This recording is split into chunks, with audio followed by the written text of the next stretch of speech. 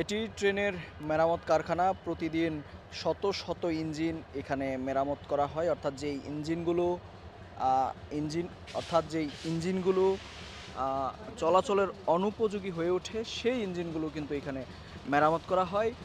বলা চলে এখানে কিন্তু হাজার হাজার কোটি টাকার ইঞ্জিন এই মুহূর্তে রয়েছে। আমরা জানি একেকটি ইঞ্জিন কিন্তু ব্যাপক দাম দিয়ে কেনা হয়ে থাকে এবং সেই ইঞ্জিনগুলো এখানে কাজ করার পর অর্থাৎ ঠিক রক্ষণাবেক্ষণ অর্থাৎ চলাচলের ক্ষেত্রে যেই সমস্যাগুলো হয় সেই সমস্যা সমাধানের পর এইখান থেকে কিন্তু এভাবেই এই ট্রেনের ইঞ্জিনগুলো নিয়ে যাওয়া হয়। তারপর আবারও সেই বগির সাথে লাগিয়ে আবারও পুরোদমে সেই কাজে আবার লেগে পড়ে। আমরা রয়েছি কমলাপুরে। সেই কমলাপুরে এই দৃশ্য কিন্তু যদিও চেনা দৃশ্য, আমাদের কাছে সাধারণ দর্শকদের কাছে কিন্তু এটি বেশ অপরিচিত। কেননা এই দৃশ্য সাধারণভাবে কিন্তু দেখার সুযোগ হয় না।